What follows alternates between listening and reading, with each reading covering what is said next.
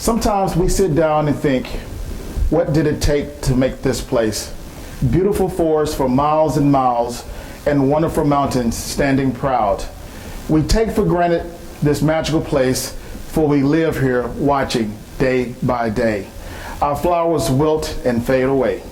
The mountains above us disappear from all of the haze that we create here. We take for granted blue skies and the trees that beauty near dies. Don't you wonder what it will be when the place we love isn't here to get us through those things that we fear? We have a beautiful, healthy home, but what will we have when it's gone? Weeps and sorrows will fill our hearts, and we won't know where to start. Help us preserve and do your part. Let us save this work of art. Good morning, Knoxville. Good morning. All right. I was about to say, if you guys didn't say good morning back, me getting up at 5 o'clock this morning, we was going to have some words to say.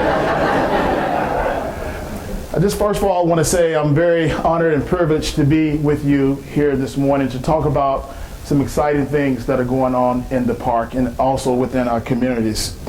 And I hope by the end of my remarks today that you are inspired to join me in a movement to help get young folks connected to their national park. Now, that poem that I just read to you was by a young lady by the name of Ashley Welch. The title of it is Luxuries. Miss Welch is very unique because she's a student in North Carolina that had no experience of being in the national park. 10th, 11th grade, no experience of being in any national park. I want to emphasize that.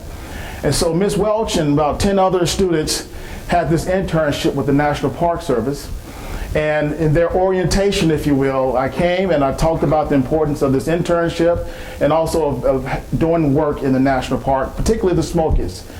And so by the time my comments were over, they asked me, Superintendent Cash, would you come back to our graduation, if you will? It's when their parents could come and they could talk about their experiences of what they'd done through the summer, what projects they were involved with. And I was so moved by that, I said, sure, I'll be back, but only on one condition, that I want you to tell me how you have grown as a leader in addition to the projects and the things that you learned about being in the Smokies. I want you to tell me about what it is, what did this experience do for you, and how did it make you grow as a leader? And that was an important question for me to ask them because I will share with you, being here a year and a half, a lot of folks ask me, Cash, what has been the most aha moment for you since you've become the 16th superintendent? And a lot of people think, well, you know, the crowds and the traffic and all that. I said, no, it's about me telling what my leadership story is. When I first got here, a lot of people asked me, you know, so tell us about your career, and I would do exactly what my man here just did. I'll lay out all my experiences and where I've been and how this built me for this position. And about 6 or 7 months in, they start saying, well, Cash, tell me about your experience as a leader. Ooh, that's a different type of question. I took it as a different type of question because to me what that means is tell me about your successes, tell me about your failures, and even tell me about your fears as a leader. And I have never been in a position where I had to stop and think about that and package it in a way that was meaningful. And as a young kid, I wasn't given that challenge, so I want to start issuing this challenge now to young folks to what is your journey as a leader? And so there was 3 reasons why I didn't want to talk about that. One is because I'm a functional introvert. I'm a functional introvert. If I did not have this uniform on and title of superintendent, I'd be out there with you and taking notes. 2, and I'm not afraid to admit this now, is that I didn't think my journey had any value. The things that I've done, I didn't think it had any value outside of me sharing it with my parents, my daughters, you know, and folks that are close to me. And then 3rd is I never had a job like this that people want to know that much about me. I've learned becoming the 16th superintendent is a pretty big deal here in Tennessee and North Carolina. So my mission is to get young folks to start thinking about that. And so we talked about them being out in the park, and what I wanted them to realize, and if you've been in the park before, you know being out in the park is not about just what you see, what you hear, and what you smell. Being out in that resource gives you a chance to look inwardly, to reflect, to disconnect, to recharge for us introverts, right? And so our young folks are always boom, boom, boom, boom. It's quick, everything is fast. And so they don't know what it is to slow down and to recharge, to have situational awareness of what things are going on around them, whether personally or with their family. And the main reason of that is because when the Park Service was created 100 years ago, 1916, 50% of this country was urbanized. Today, over 80% of this country is not urbanized. And we have a lot more distractions that are hitting our young folks than when you and I grew up. They're called iPods. We got the new iPhone coming out today, or you can start ordering it pretty soon. We have a lot of distractions around them. So that's very important. So the power of question. If I not asked Miss Welch to tell me how this has changed you as a leader, she wouldn't have come up with this beautiful poem. And I tracked her down across the country to get this poem back from her.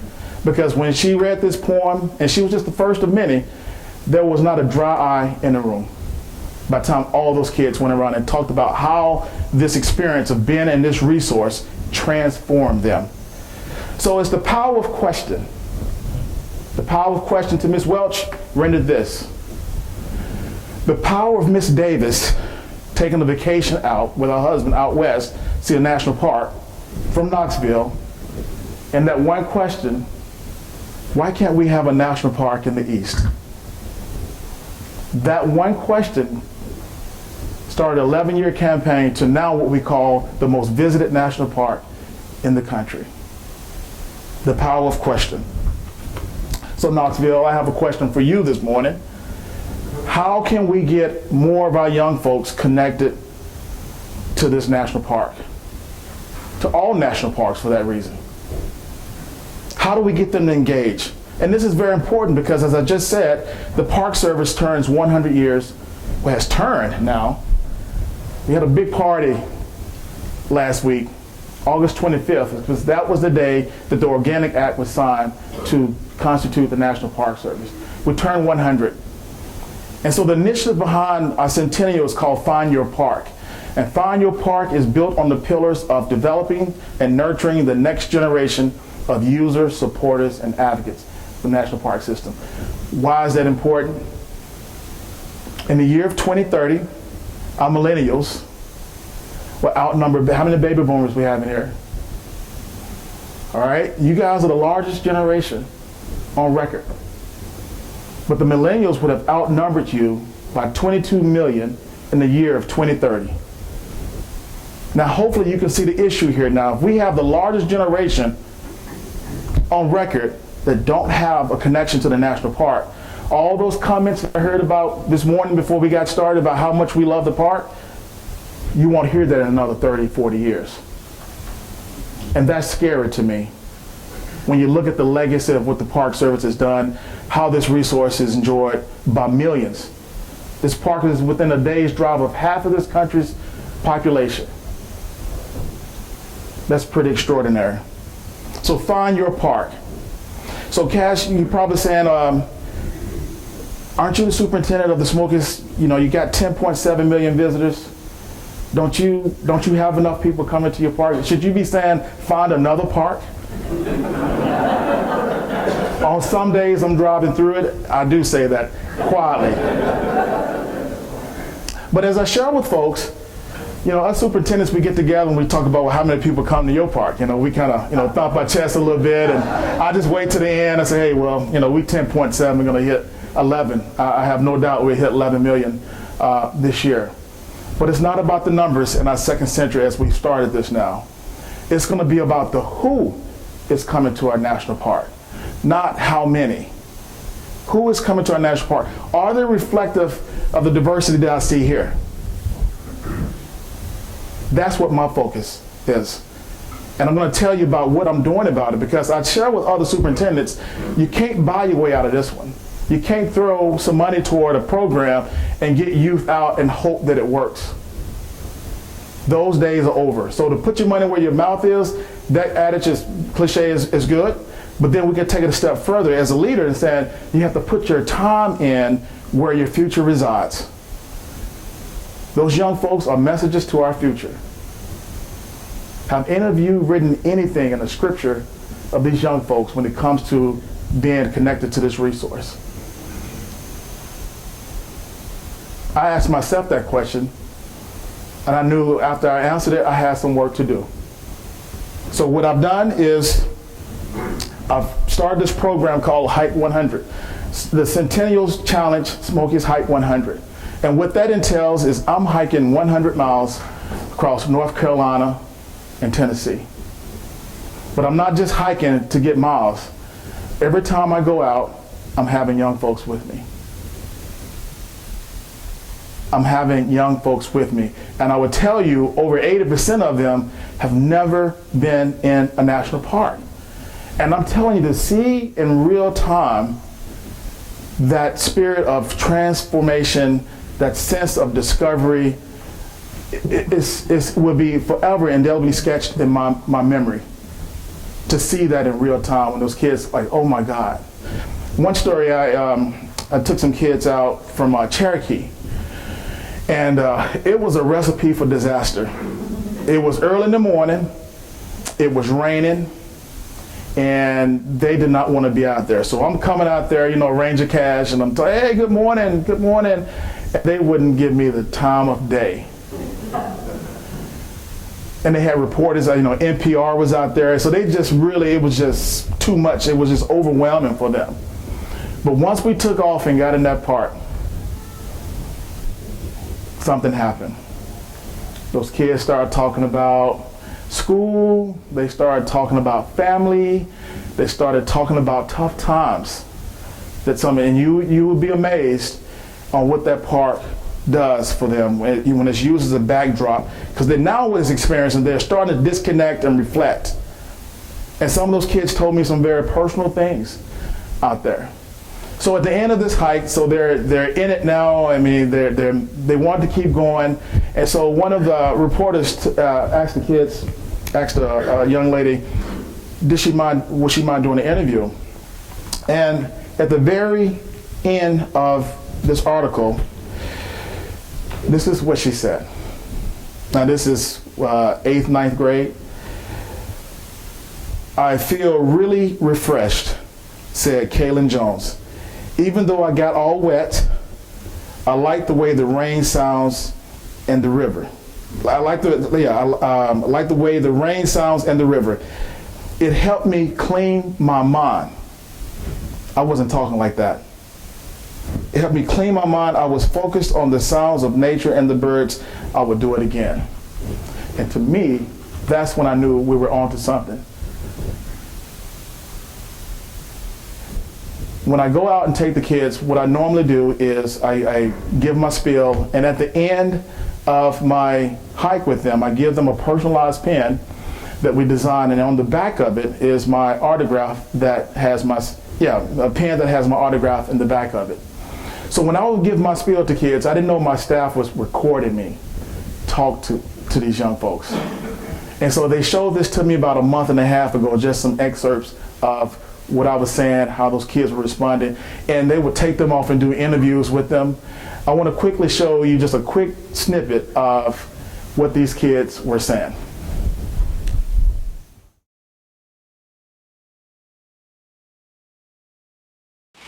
When I watch scary movies, every time someone's about to get whacked, right? You start hearing that special music coming on, something's about to happen.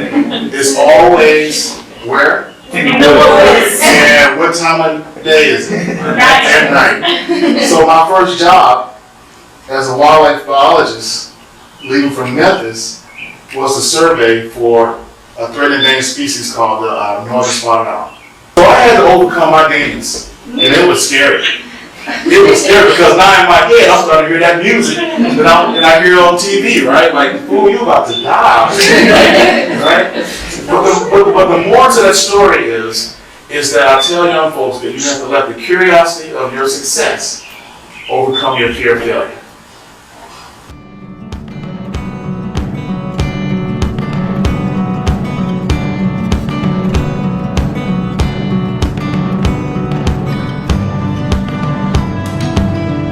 I'm Raekwon Stapleton. I'm from Pellissippi State Community College. Came here to look at the sites, never been up here, and I enjoyed it. I really enjoyed it. I hope this is not the end of the trip. What did you enjoy most about it? The nature. It's quiet up here. I can come up here whenever, stay up here as long as I want to, do what I want. I feel free up here. That's awesome. Did you see anything you didn't expect to see today? Really, all of it. This is my first time coming to a park of this size, coming hiking. I've never been hiking before, so the water is very cold. I didn't think it was that cold. There's a lot of stuff up here I've never seen before that I actually want to come back up here and see again, maybe go through a few more trails. People do that. I took to the trails because I got more than just good exercise. I got food for the soul too, in addition to getting my high blood pressure in check. So there are so many benefits, and unfortunately, your age group is suffering from a lot of high blood pressure and diabetes. So this is about making you whole. This experience is about making you whole mentally and physically. Your messages to the future. So I am from 24 years ago. I'm a message from 24 years ago when I didn't have that experience of being in the woods, in the natural world, and now I'm telling you what they told me. And the message goes a little bit like, these national parks are for you. For my white sisters and brothers, for my African American sisters and brothers, for my Hispanic sisters and brothers, for my Latino sisters and brothers. This national park is for you. What we see here is what America's going to look like, more so than not.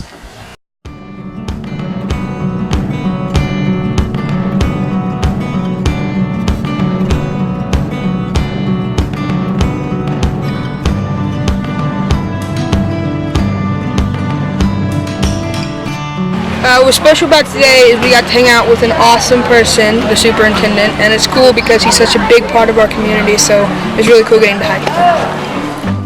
And for all you 100-mile walkers and hikers, good job. Thank you, National Park Foundation! Woo! Every time I see that, I get choked up.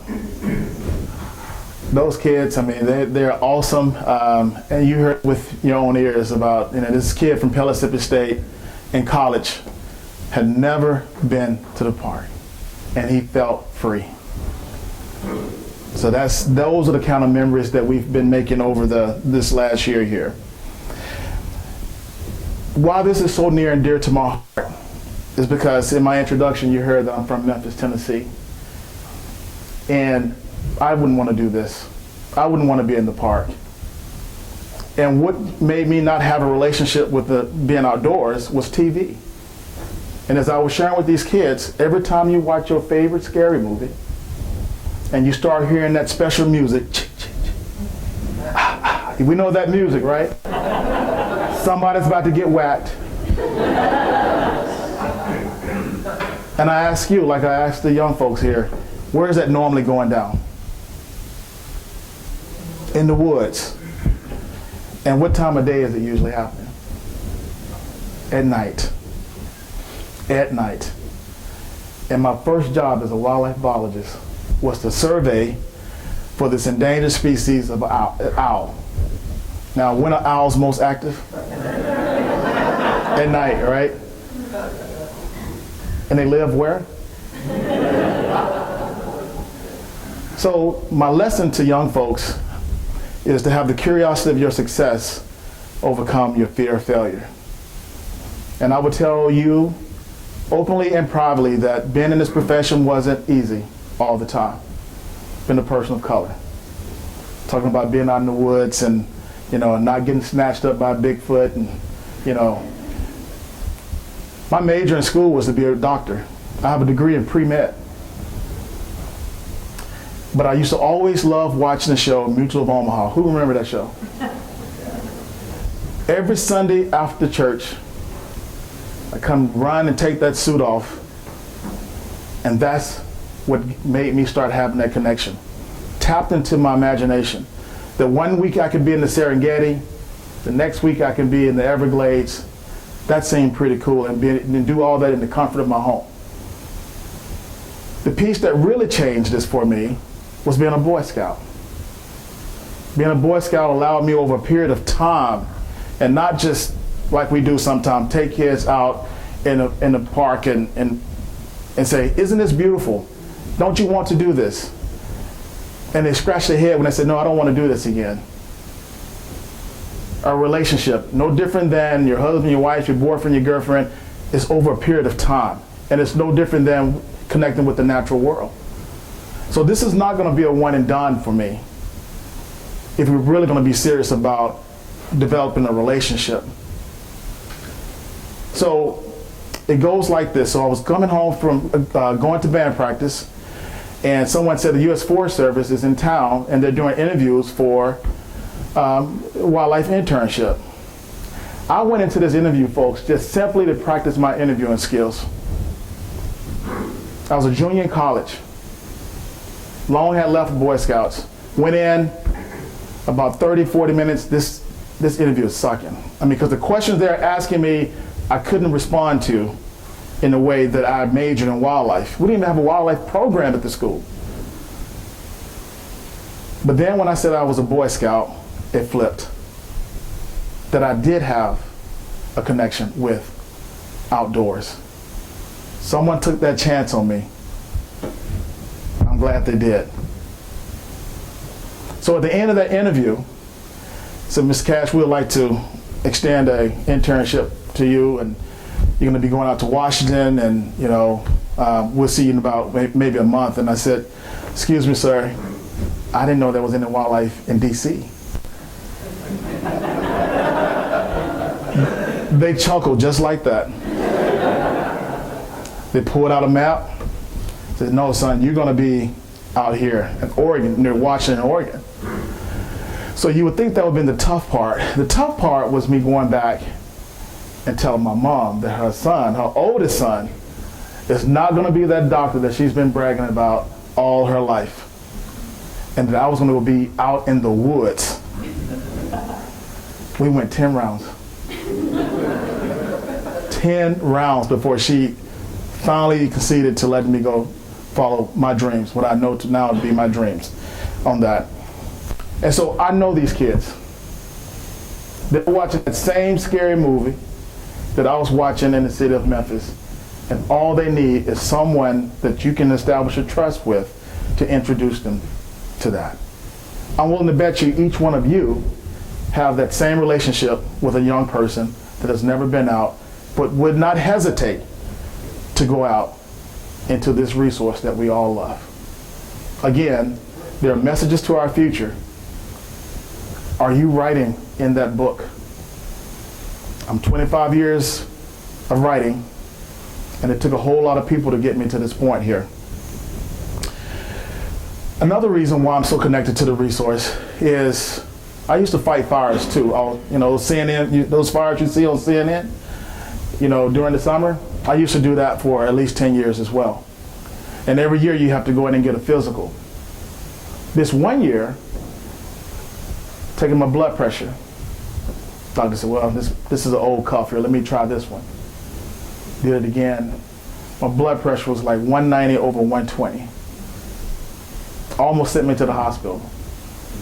And he said, if you don't change your lifestyle, you won't see your youngest daughter graduate. Those scary straight moments. I wasn't going to call his bluff. So instead of joining a gym, I got into the parks. I started hiking.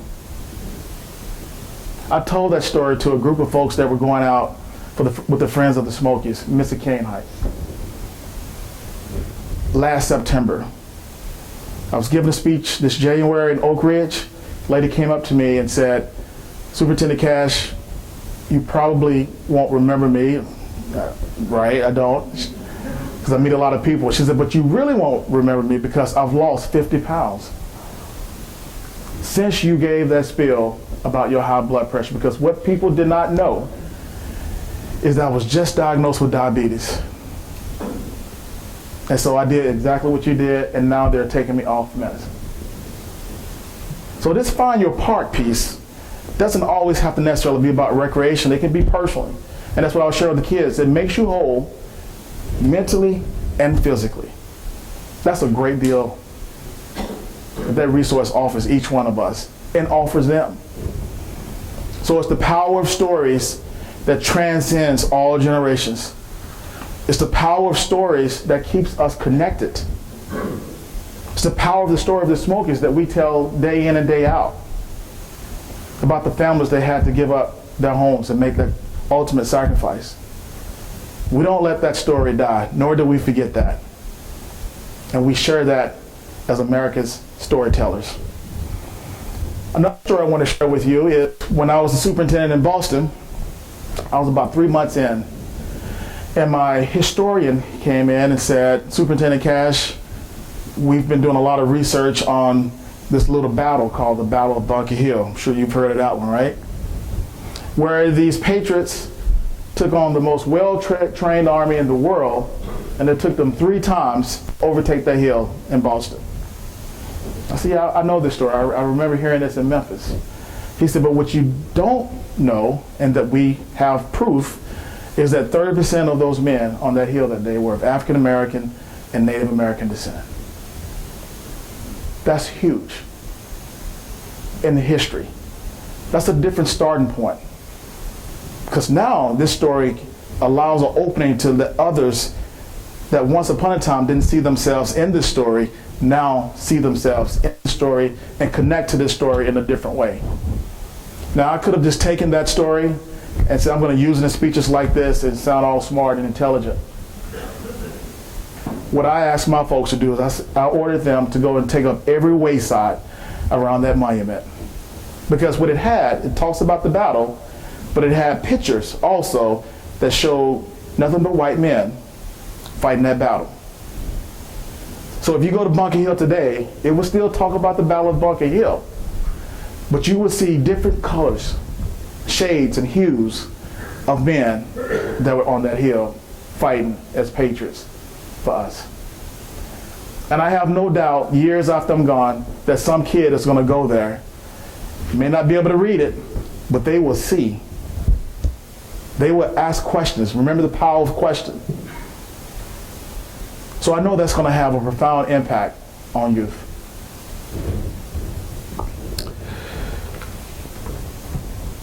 These stories are about our past. We have a lot of great stories here today that's in your park. Last year we announced that, for the first time since the inception of the park, you can fish in every stream in this park. If you know the history, there was a lot of logging going on. It took generations of employees, generations of science to get those streams back held at the right pH level to where we can make that announcement. Now, don't hold me to that you're going to catch something. I don't want you going up there and saying, I didn't catch anything, Superintendent Cash, something's wrong. But based on the original ecology, the best that science could tell us, that those streams are repaired, that you can go and fish in every stream. Not until this year, because we've had an extremely hot summer, that we had an ozone warning. We hadn't had an ozone warning since 2012. People tell me about, there was a time not too far long ago that you couldn't even see the hills of the Smokies. I can't believe that. But we have some of the best air quality advancements in the country, because we've been doing this for 30 years. So you'll find a lot of parks will come to us to ask, how do you monitor and make the air cleaner?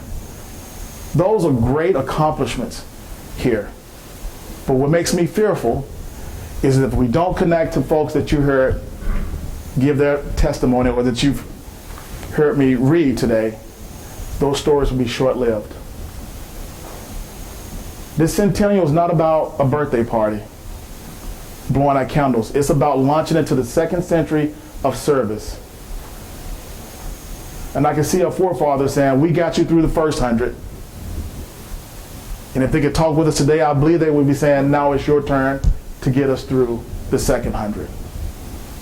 And I think this is going to be the connection to how we ensure that happens. We do a lot of things, whether it's volunteering, hiking, donating, whatever it is, to show that we love this park while we're here. When you're connecting with young folks, you're showing that you love this park after you're gone. And that's a powerful piece to be part of, something bigger than you. The centennial of the National Park Service, it's not about us turning 100. It's about celebrating the accomplishment of the American people. We just happen to be the instruments that carried it out, what the vision is on that. It's the people that gave us these national parks, these parks, 413 strong, every state. That's what it's about. So that's the end of my spiel. I thank you for your time. I understand we're going to have time for questions and answers. Yes. So, having been a participant in the park since early days with Howell Brown, but one of the things that you can kind of tell is that the resources to maintain at the standard has diminished over time. Not, and it's also well documented nationally in the allocation of funding of the parks, but also with the Smoky. So knowing that the chamber has a vested interest in that being adequately funded, what would your advice be? Well, first of all, I just want to brag on the employees and the volunteers of the Smokies. Here's a fact that will make your hair blow back, some of you. There were 312 million visitors that came to the parks last year, nationwide. 312 million. That's more than NHL, NFL, NBA, NASCAR, and Disney put together. That's what I said. But here's the kicker. We did that off the budget of Austin, Texas. Now, that's the kicker. We did that off the budget of Austin, Texas. I truly believe that this could not happen if you didn't have employees out there that's bringing it every day, that have a commitment, unwavering support for this resource, that believes that they want to see this around for the next 100 years. We have 2,600 volunteers in the park. 2,600. Some people have been volunteering longer than I've been in government service. Now tell me if that's not commitment. So when we talk about developing the next generation of user supporters and advocates, and we talk about passion and commitment, and someone asks me what that looks like, I'm going to be pointing to our employees of today and our volunteers. Now, to your question is, what would I advise the chamber about helping the, I'm paraphrasing, about helping the park. Let me just give you some facts here. Now, we're the most visited national park in the country. Our annual budget is $17 million. 95% of that goes toward personnel. Everything from trash cans, cleaning out toilets, ranger-led talks, law enforcement, all those things that if you don't have, I get complaint letters. And the projects that you see in the news or in the newspaper would not be possible if it was not for the Friends of the Smokies and also the Great Smoky Mountains Association. Those two organizations keep us afloat, and the water line is right here. Because we all know the cost of doing business goes up. It's not only in private sectors, that happens in government as well. So every year from inflation, this park loses $300,000 in spending power. Insurances, life change, all those things eat into spending power of 4 to 5 employees a year. My advice would be and I've been talking about this, is I Wouldn't it be awesome to have like a Smoky's business coalition that would come together in a different way to support the Friends? Because here's another fact, is that this park is responsible for $874 million in tourism. Wouldn't that be powerful if we had businesses that would come together in a different way to help support the Friends? And we could market it, we could have events for those type of businesses to help the park. Because here's the deal, people, and I'm gonna go ahead and talk about the 800-pound gorilla in the room now, and please hear me clearly. People asking me about fees in the park. I have no interest in doing that. But what I do share with people is that being free has a cost. And it is I'm going to get to you, and it is my opinion only, is that the founding fathers of this park did not imagine that almost 11 million people were going to be here when they said free. That's me. Because if they want this to be around in perpetuity, it costs. Who would have thought it? 11 million people. That's amazing.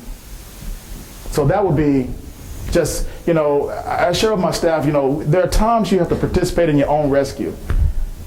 And the example I give them, if I'm whitewater rafting and I throw you out, what's the first thing you're going to do? You're going to try to swim to the edge. And as our budget cuts continue to come, sometimes I feel like being thrown out of a raft. And I feel that this park was built off of community support. I think we'll live and die by community support or not having some community support. So that's just my spiel of my year and a half on that. Looking at that. Thank you. Sharon?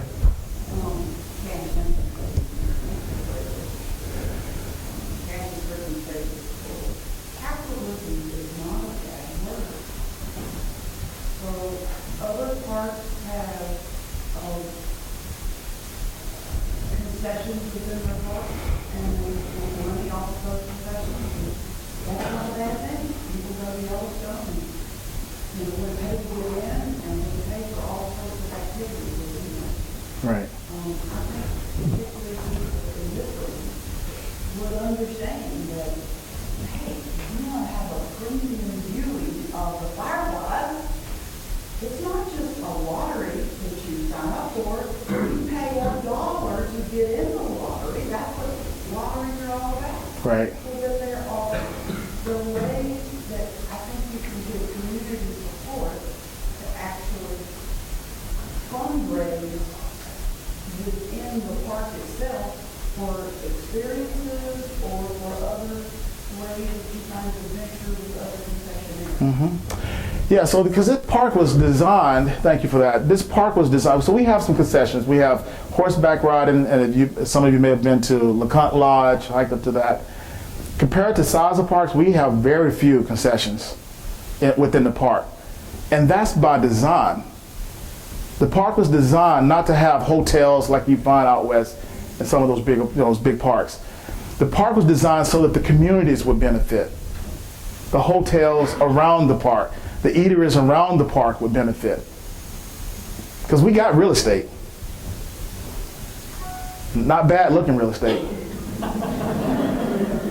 But that's not what the park was designed for on that. So knowing this relationship and design and intent and spirit of how this park was formed, that comment I just said about us, when times are good, let's let it be good for everything. Now I hear this comment about, well, Cash, they don't come to the park like they used to. You got Ripken Center, you got, Dollywood, and you got all these other attractions. Yeah, you may be right on that. But when they stop and take a pause, and you look at where those facilities are located, guess where they're viewing? The park. There's an active use of the park, hiking, horseback riding, but there's also something we call as a passive use. People just drive and see mountains, and they're getting a mountain experience. So this relationship is together with our communities in the park. That's it. What's your favorite place to go to the park? Oh, those are the tough ones there. I really don't have one just yet, and that's part of another cool reason why I took on this Hike 100, because I'm seeing trails I've never been on. And I tell you right now, this year, Charlie's Bunyan has been a pretty cool hike, and the views of that one has been pretty awesome. So right now, that would be my favorite hike thus far. Any other questions? Yes? Do you have a suggestion of how high for 10-year-old boys? That's a tough one. Yeah, well, I take a lot of beginners like the Elkmont Trail, Cucumber Gap is a nice, I like loops rather than ups and backs. And I find that one to be a pretty nice one, but still get the heart beating a little bit, but not like, I'm never doing this again type. You know? So you have to find that balance, right? I mean, because how you're introduced to something too is going to determine if that was pretty cool and I wouldn't mind doing it again and building up to that. A lot of water features and things like that. How many students have you taken on your hike 100? Say again? How many students have you taken on your hike 100? So here's another thing I forgot to put in my speech here. So when I came up with this, I'm going to answer your question. I came up with staff and I said, hey, why don't we try this idea about me just showing up and people, hopefully they'll come with me and hike. It's like, Cash, you don't understand what you're saying. If you just say, I'm going to show up, people will, it's just me. Sure enough, when we started this program, people were excited about getting out with me and taking some of these hikes. To date, over 500 people have hiked 100 miles. When we first designed, so on December 8th, we're going to have a ceremony, some real special things to give the folks that took this challenge with me. We were going to have it in the headquarters lobby. That's how big we thought it would be. Now we've moved it to the convention center.